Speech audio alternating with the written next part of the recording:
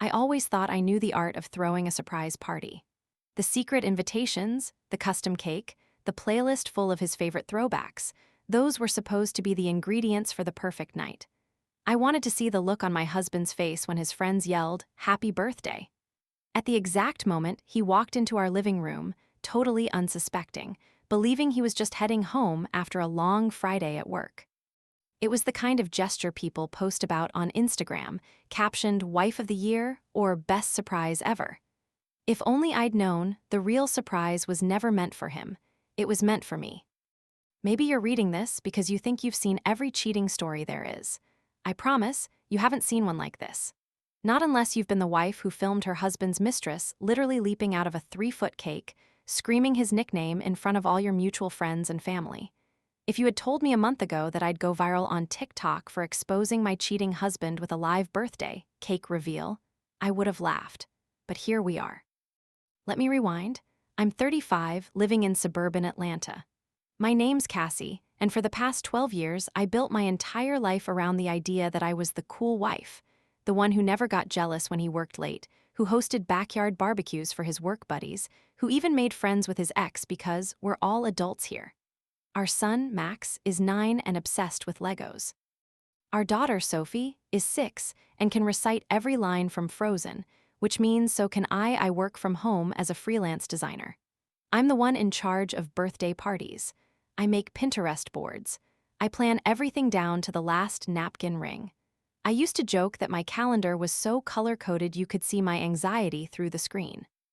Jake, my husband, always seemed like the life of the party. He sells real estate, so he's a natural talker.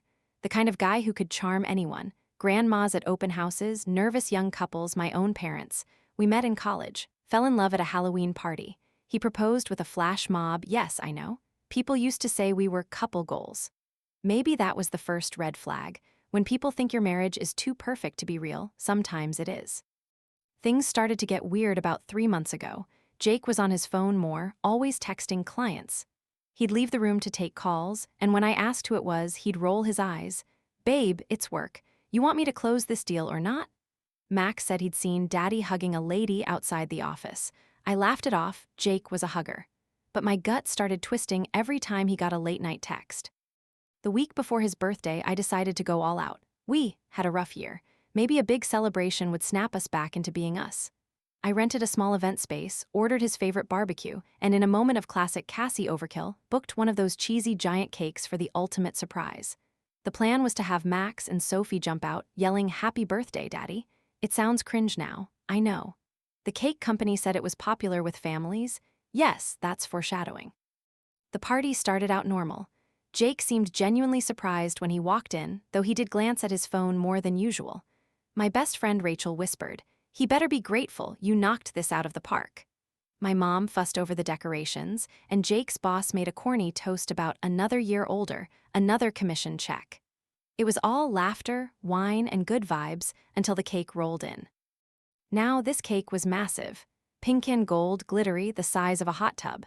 Sophie looked terrified, so I told her she could help Max from the outside instead. I stepped away to cue the song, Jake's favorite old-school hip-hop. The crowd counted down. Rachel filmed on her phone. The DJ gave me a thumbs up. And then, on the final beat, the cake burst open, and it wasn't my kids who jumped out. It was a woman, blonde, 20-something, wearing a sequin dress that looked painted on. She shrieked, "Happy birthday, Jakey Poo," into the microphone.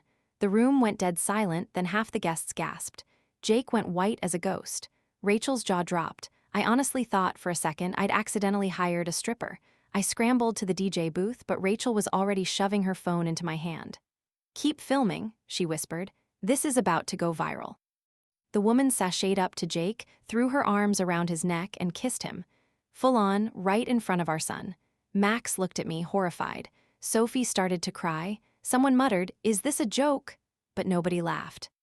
That's the thing about shock. You can either run, freeze, or, if you're me, hit go live on TikTok. I don't know what came over me. Maybe I just wanted proof that I wasn't crazy. Maybe I wanted witnesses.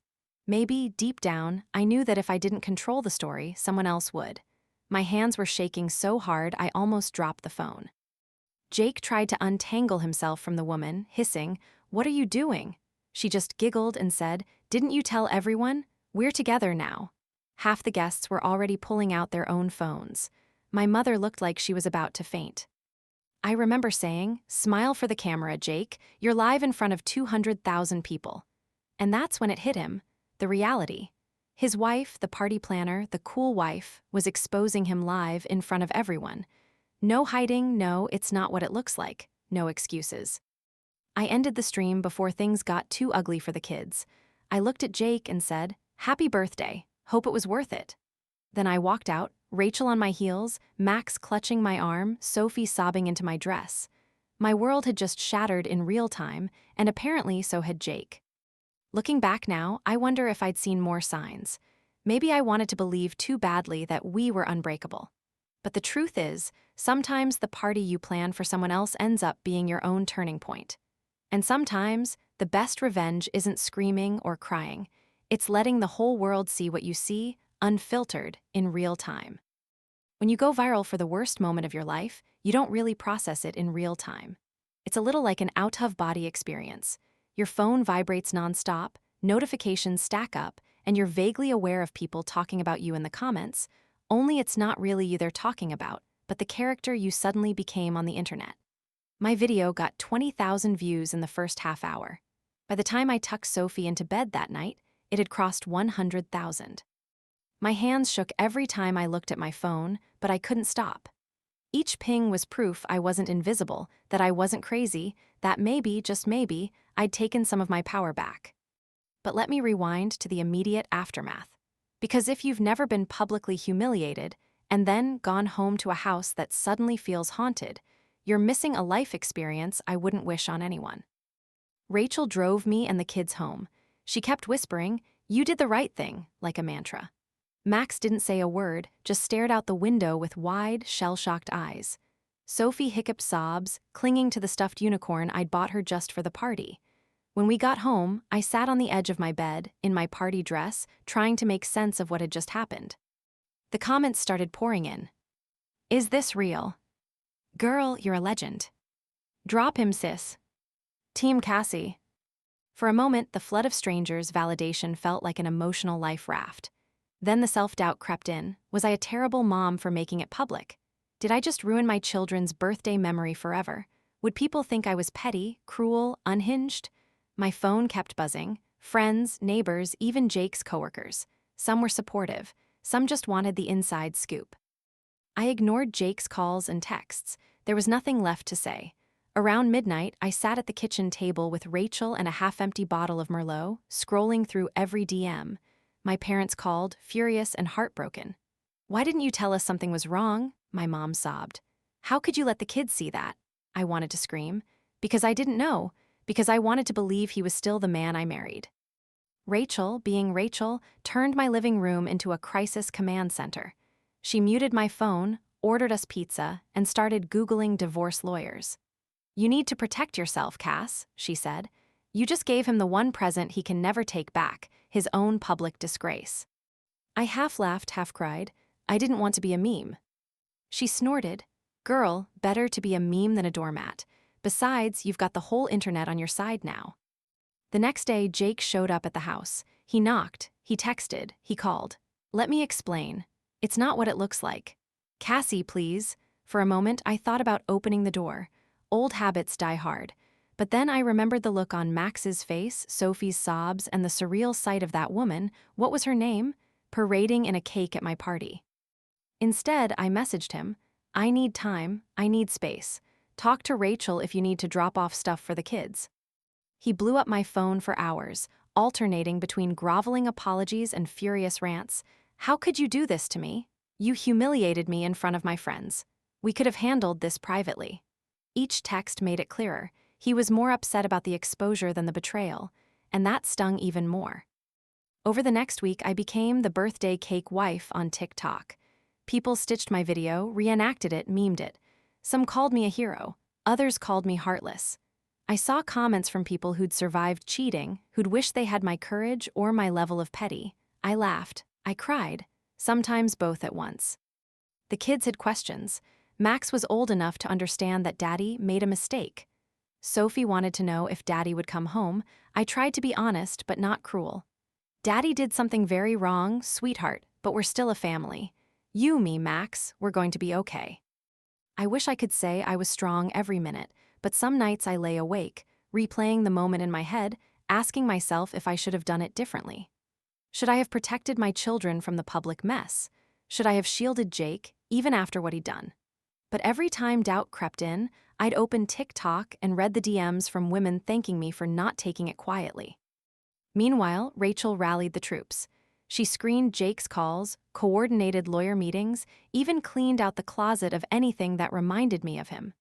"Time to start fresh," she said, handing me a trash bag of his old cologne, socks, and business cards.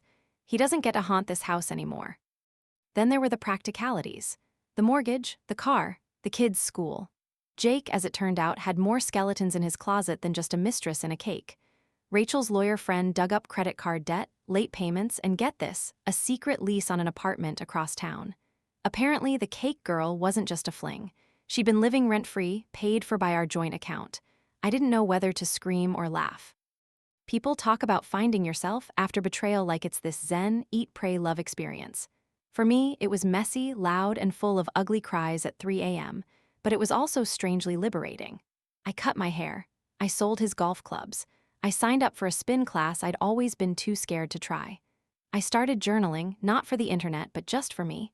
At first, it was just angry rants, curse words, drawings of broken cakes. But slowly, it turned into plans, dreams, ideas. Rachel read a page once and said, "This isn't just healing, Cass, this is content." That's when it hit me. Maybe my story wasn't just a viral moment, but a starting point. Maybe all the pain, humiliation, and heartbreak could be turned into something bigger, a way to help other women, to let them know they aren't alone, that sometimes exposing the truth is the most powerful thing you can do. Looking back now, I know the party wasn't the end of my story. It was the beginning of a whole new chapter. I just didn't know it yet. In the weeks after the birthday cake incident, my life turned upside down in ways I never imagined. At first, I was just trying to survive the daily mess, juggling work, kids, therapy sessions, lawyer meetings, and the kind of petty errands that suddenly feel monumental after a breakup, like buying new bedsheets because the old ones smelled like him.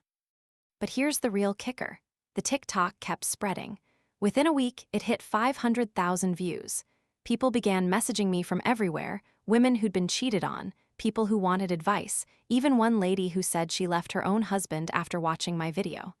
My DMs were a roller coaster of support, heartbreak, and unsolicited opinions. One morning, I woke up to a message from a daytime talk show producer. I nearly dropped my phone. They wanted me to tell my story on national TV. Rachel was beside herself. "You have to do it. You're a symbol now, the patron saint of humiliated wives." I laughed until I nearly cried. Do you hear yourself? Patron saint? Please, I'm just Cassie who spent last night eating Ben and Jerry's in her pajamas, hiding from the world. But I couldn't deny the odd, electrifying rush of being seen. Suddenly, I wasn't just Jake's wife. I was Cassie, warrior, survivor, and apparently viral sensation. I decided if people were going to see me, it would be on my own terms. I started making little videos, first about what happened, story time, my husband's birthday cake surprise, then about healing, red flags, single mom hacks, even what not to wear when confronting a mistress in public. I found myself leaning into humor, sarcasm, even the ridiculousness of it all. Meanwhile, Jake's world began to collapse. Apparently, his mistress hadn't signed up for viral fame. My followers found her Instagram, and well, let's just say the internet doesn't have a mercy button. Jake's friends and coworkers started distancing themselves. He lost a few big clients who didn't want the drama. Even his mother called to apologize to me. That part felt weirdly satisfying. At home, the kids were slowly adjusting. Max started drawing comics about super mom defeating bad guys. Sophie announced she wanted to be a TikTok star when she grew up, which made me cringe and laugh at the same time. I kept them out of the online storm as much as I could, but there was no denying, our family had changed forever. Rachel's lawyer friend, Julia, became my unofficial guardian angel. She went over every financial document, dug through months of bank statements, and patiently explained what community property really meant in divorce. Turns out, Jake's financial situation was shakier than I thought. He'd maxed out credit cards to fund his girlfriend's lifestyle, dipped into the kids' college fund, and refinanced the car behind my back. Each new discovery was another punch in the gut, but also a weird relief. This wasn't just about betrayal. It was about finally seeing the truth, every ugly, tangled piece of it. I filmed one video late at night, just me, no makeup, glass of wine in hand, raw and shaky. Hey, TikTok, so I know a lot of you are asking, how do you move on after public humiliation? The answer is one angry playlist at a time, and a little help from your best friend with the world's best revenge playlist. It exploded. People loved the honesty, the dark humor. Suddenly, I was relatable. Women sent me playlists, memes, even invitations to divorce parties in other cities. I didn't go, but the thought was sweet. Jake, for his part, tried every tactic. First, he played the victim, you made me a laughingstock. Then the guilt, think about the kids. Then, as my online audience grew, he tried to sweet-talk his way back. We can fix this, Cass. We can do counseling. I miss our family. For a second, I almost believed him. But then I'd remember the cake, the humiliation, the endless lies, and my spine would stiffen. There was one particular night, maybe 2 weeks after the party, when Jake showed up unannounced at the house. I just finished recording a new video about top 5 signs your husband is too good at baking surprise cakes. The doorbell rang, and I opened it to find him standing there, a sad bouquet of gas station flowers in hand. Cassie, can we talk? His voice was hoarse, eyes red. For a moment, I saw the man I'd fallen in love with, the high school sweetheart who once wrote me bad poetry, the dad who'd built pillow forts for our kids. But then I remembered the secret apartment, the joint account drained for someone else's rent, the way he'd gaslit me for years. I let him talk. He apologized, swore he'd lost his way, begged for another chance. I'll go to therapy. I'll cut all ties with her. We can be a family again. I listened. I even cried a little. But when he finished, I handed him the manila envelope Julia had given me, divorce papers, custody agreement, a spreadsheet of every expense he'd hidden from me. Jake, this is your birthday present, and your going-away gift. He stared at the papers, stunned. You're really doing this? I already did, I said softly. You just haven't caught up yet. After he left, I felt lighter than I had in years. Not happy, exactly, just free. That night, I filmed another video. For everyone asking if I regret going public.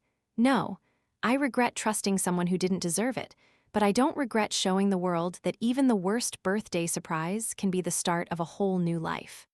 The comments were brutal, hilarious, and supportive all at once. People told me their own stories, their own humiliations and recoveries.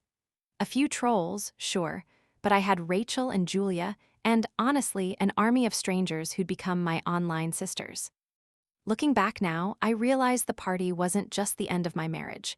It was the beginning of my voice, of telling my story on my own terms. And if you're watching this, wondering if you should air your dirty laundry, well, sometimes, hanging it out is the only way to let it dry. The best revenge, it turns out, is living loudly and letting the world watch. If you told me even a month before that I'd become the cake wife on the internet, I would have laughed you out of my kitchen.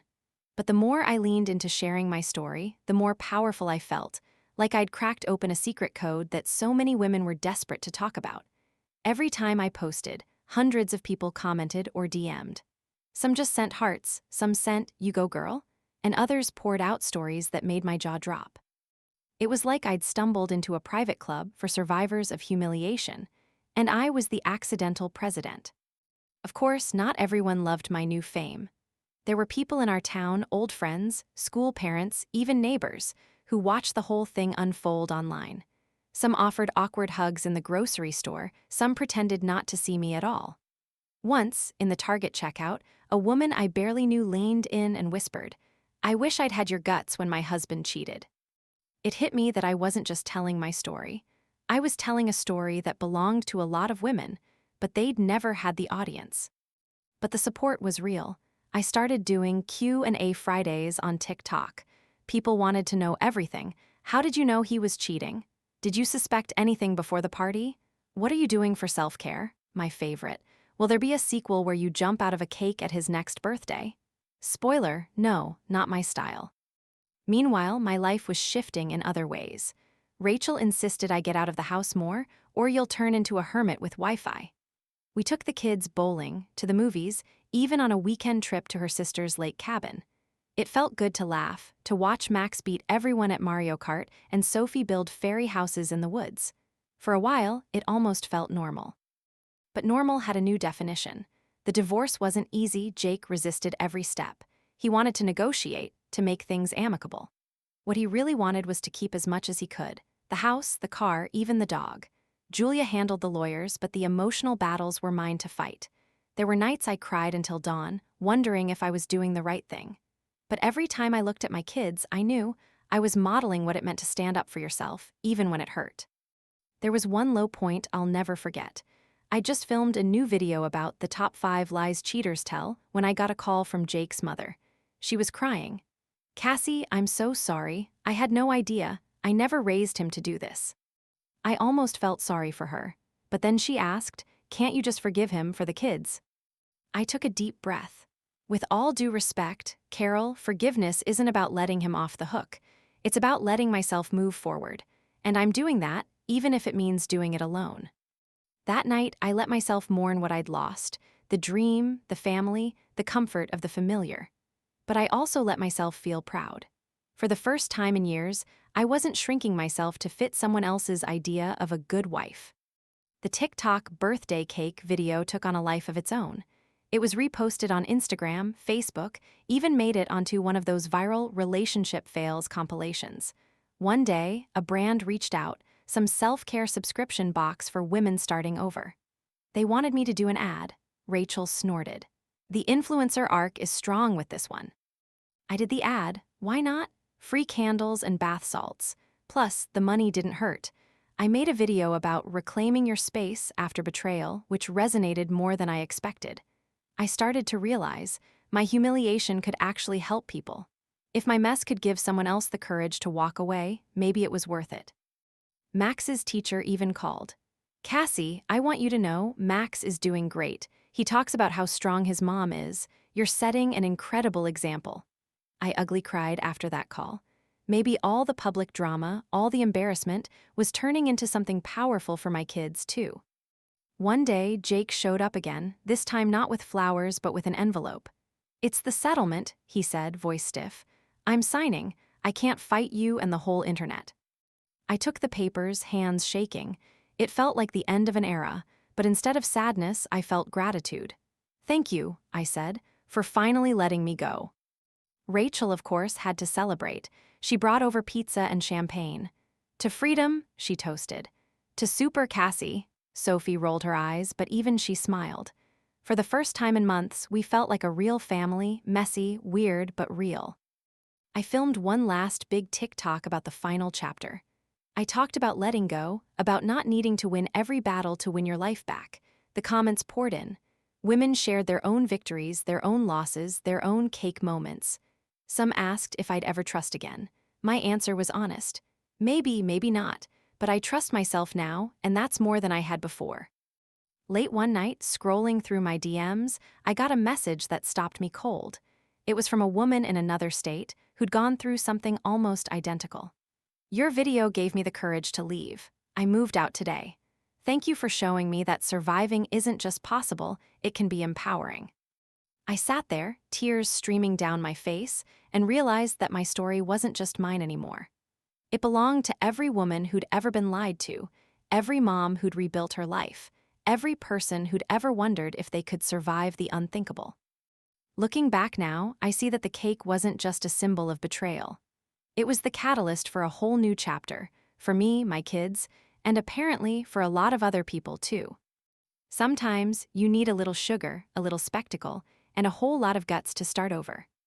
If you told me that recording my husband's mistress leaping out of a cake would launch me into some strange kind of microfame, I'd have laughed and told you to check your meds. But the truth is, going viral was a double-edged sword. Some days, it felt like being a folk hero, the cake wife, the queen of public payback. Other days, I'd get DMs from strangers with their own messy tailies, and my heart would ache for every woman who'd ever been left in the dark. And in the background, my old life kept trying to pull me back, PTA meetings, my mom's awkward texts. "Sweetheart, you're all over the internet. Should I be worried?" even Jake's lawyer, who now called my attorney Julia instead of me. But the real shift wasn't online, it was inside my own house. Max, who used to wake up in the middle of the night crying for Dad, started sleeping through. Sophie, who spent hours doom-scrolling on her phone, started doodling again, her old sketchpads filling up with wild, colorful cartoons. I realized my kids were healing in their own ways, and I tried to give them space to talk, or not talk, about what happened. One day, as I was filming a day-in-the-life vlog, yes, I had become that mom, Sophie wandered in and started baking cookies with me. We laughed about my old disasters with birthday cakes. At least no one jumped out of the oven, right, Mom? And it was one of those perfect, messy, sweet moments you can't stage, not even for TikTok. Rachel, as always, was my lifeline. She dragged me out for dinner with her friends, set me up on a disastrous date with a local firefighter. He's cute, Cass, and trust me, no one in this town wants to be infamous alone. But every time someone asked, "Are you ready to date again?" my stomach twisted. I wasn't ready to hand my trust to anyone, not after what Jake did. I wanted to enjoy my own company, to learn what I liked without a man at my side. Looking back, that was the greatest gift I could give myself. But drama wasn't done with me yet. The TikTok video snowballed, and suddenly journalists wanted to interview me. A podcast called Cheat Sheet DM'd, offering to have me on to tell my story. I hesitated, but Rachel said, "You have a platform, use it." So, one night, after the kids were in bed, I dialed in and told the world how my husband's birthday surprise became my wake-up call. The podcast went live. My inbox exploded. Some people criticized me. "You humiliated your family for clout?" But so many more sent messages of solidarity. The best ones came from women who'd found the courage to leave, or who'd turned pain into something beautiful: art, activism, new careers. I even got an email from a lawyer who specialized in divorce recovery. She offered to consult for free, for the cake wife. I took her up on it, and together we crafted a legal plan that was smart, aggressive, and fair. Jake, meanwhile, was floundering. I heard from mutual friends that he and Madison had tried to make it work, but the gossip mill said she'd moved out. Apparently, not everyone wants to be the Mistress main character in a viral scandal. He started texting more, first to complain, then to plead. "Can't we just talk? For the kids?" I answer, polite but distant, no more than I had to. He wasn't my responsibility anymore. The settlement finally came through. The house was mine. The car, too, child support, full custody. When I signed the papers, I felt a wave of relief and loss crash over me all at once. Divorce is like that. You grieve the dream, the future you thought you had, but you also get a second chance to write your own story. And I wrote it every single day. Not just on TikTok, but in journals, in private blog posts I never published. I wrote angry rants, then hopeful letters to myself, then silly little poems about new beginnings. Writing became my therapy, my way of making sense of a world that had gone upside down. One weekend, Rachel convinced me to host a new chapter party, just us, a few close friends, and the kids. We ate cake store-bought this time with "You Did It" in pink frosting, blasted Beyonce, and toasted to new beginnings. Max insisted on making a toast to Mom, the bravest cake lady ever. We laughed until we cried. The biggest twist? My cake wife story became the foundation for a real community. I set up a private Facebook group for people going through betrayal. Women joined from all over New York, Texas, even Canada. We shared horror stories, legal advice, memes, and, yes, recipes for better birthday cakes. For the first time since that awful night, I felt truly seen, not just as a cautionary tale, but as a leader, a survivor, a friend. I learned to let go of bitterness. Not because Jake deserved it, but because I did. The more I forgave myself, the less power he had over me. Sometimes I still caught a whiff of his old cologne and felt a pang. But I'd remind myself, I'm not the woman who threw a fit at a birthday party. I'm the woman who took back her story, who turned humiliation into humor, pain into power. As the one-year anniversary of the cake incident approached, I wondered, would I ever fully move on? Was I doomed to be the cake wife forever? But then Sophie hugged me, Max kissed my cheek, and Rachel texted, "Champagne tomorrow, my place?" And I realized I was already exactly where I needed to be. One last thing, if you're listening, if you're reading this, and you've ever been blindsided, betrayed, or made to feel small, take it from me. The best revenge isn't humiliation or even going viral. It's rebuilding, day by day, into someone you're proud to be. The cake is just dessert. And I, for one, am hungry for what's next. If there's one thing I never expected when I planned Jake's birthday party, it was to end up here. Sitting at my own kitchen table, months later, answering interview requests and emails from strangers, all because of one night, one cake, one stupidly perfect twist of fate. Sometimes I stare at the wall and wonder how my life could change so fast. But then Max yells from the living room that he's beat his high score on Mario Kart, and Sophie throws her arms around me in a random hug, and I remember. I didn't just survive the wreckage. I rebuilt. Let's be honest. Going viral for catching your husband's mistress in a cake is not on any vision board. For weeks, every trip to the grocery store was a potential paparazzi moment. Our local news station even did a segment called Betrayed at the Bakery, the cake wife story. My inbox overflowed with everything from marriage proposals to collab requests. Would you like to test our divorce party cakes? But for every cringe-inducing message, I got 10 more from women, some laughing, some crying, all saying, "Thank you for showing me I wasn't alone." The weirdest part? People started sharing their own cake stories, not literal, of course, but metaphorical. One woman told me her husband confessed after she found a strange receipt in his coat. Another got a DM from her husband's secret Instagram. A man, yes, some men too, wrote that his wife had moved out with their neighbor, and he'd been too ashamed to tell anyone until he saw my TikTok. If my story made anyone braver, then the whole circus was worth it. Jake didn't fare so well. After Madison's disastrous birthday debut, she moved in with her sister out of town. Their love story fizzled under the harsh glare of the public eye. Jake lost his job at the marketing firm after his boss, regrettably, decided his public profile no longer aligned with company values. Rumor had it he started driving for a rideshare app. I felt a little bad for him sometimes, but only a little. Actions, consequences, etc. The divorce was, surprisingly, less painful than I'd feared. My new lawyer, thank you, TikTok fairy godmother, made sure I got the house, the car, and primary custody. Jake tried to fight, but in the end, he knew the world had seen too much. His apology letters started arriving, typed, handwritten, sometimes a late-night voicemail with slurred words and sad music in the background. I listened once. Then I deleted every message. I owed myself that much. The kids asked questions. "Mom, why did Dad leave?" I told them the truth. Sometimes grown-ups make big mistakes and it's not your fault. We talked about trust, about forgiveness, about starting over. I let them see me cry. I let them see me laugh. I let them know it's okay to feel everything. One night after Max tucked himself into bed, he whispered, "You're my favorite person, Mom, even if you never bake another cake." My heart broke and healed in the same breath. Rachel became more than my best friend. She became my co-conspirator in joy.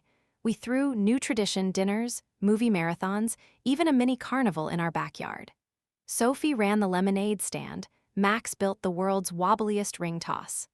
Laughter returned to our house, the kind that shakes the walls and brings neighbors peeking over the fence. But the biggest surprise of all was what happened online. The cake wife community grew beyond Facebook, expanding to Instagram, Discord, even a private book club. We didn't just talk about betrayal, we talked about boundaries, about healing, about rediscovering passions. Some women shared art, others wrote poetry. One started a support hotline for women blindsided by divorce. We sent each other care packages, ugly sweater photos, even birthday cakes. No one ever jumped out, thank God. A publisher emailed me. "Would you consider writing your story as a memoir?" At first, I laughed it off. But the more I wrote in my journal, the more I realized this wasn't just my story. It was every woman who'd ever been gaslit, ghosted, or left to clean up someone else's mess. So I started drafting chapters, one messy, honest, hilarious page at a time. Jake popped back up as exes do. He sent me a text with a picture of a sunset. "Hope you're okay, miss the kids." I replied with a picture of Max's new puppy and left it at that. I no longer needed his validation or his drama. "Madison?" She sent an apology too, an awkward note about bad decisions and bad timing. I wished her well and meant it. The more I let go, the lighter I felt. One day, I got an email from a woman named Teresa in Michigan. Her husband had just left her after 20 years. "Your video made me laugh and cry and want to try again. Not with him, with life." I cried when I read it. Then I sent her a care package with a box of my favorite tea and a note, "You're not alone. You never were." The cake incident became a punchline in my family, the thing we joked about to break the ice with new friends, but it was also the thing that set me free. I went back to school, took a course in digital marketing, and started helping other women launch their own side hustles. Rachel and I even talked about starting a podcast. After the cake, real women, real recovery. Stay tuned. If I could go back and change anything, would I? Maybe. But then I wouldn't have Max's bedtime hugs, Sophie's wild cartoons, the wild army of cake wives cheering each other on. I wouldn't have found out what I'm really made of. Looking back now, I see that sometimes the best gifts come wrapped in disaster. To anyone listening, if you're standing at the edge, wondering if you can rebuild, if you can trust, if you can laugh again, the answer is yes. Yes, yes, 1,000,000 times yes. Just don't forget to film it because you never know who needs to see you rise. And that's the story of how my husband's birthday cake surprise became the beginning of my best life. Would I have chosen this path? Not in 1,000,000 years, but I'm glad I didn't miss it. Here's to new chapters, wild stories, and cakes that only have candles inside. Thanks for listening, and if you ever see a giant cake at a party, maybe give it a tap, just in case. Subscribe to my Mia's Stories YouTube channel for raw, emotional stories and authentic insights that encourage healing, growth, and understanding. Don't forget to be part of a supportive space where stories inspire and lessons resonate. What do you think about this story? Let us know in the comments. Your opinion truly matters to us, and we're here for you.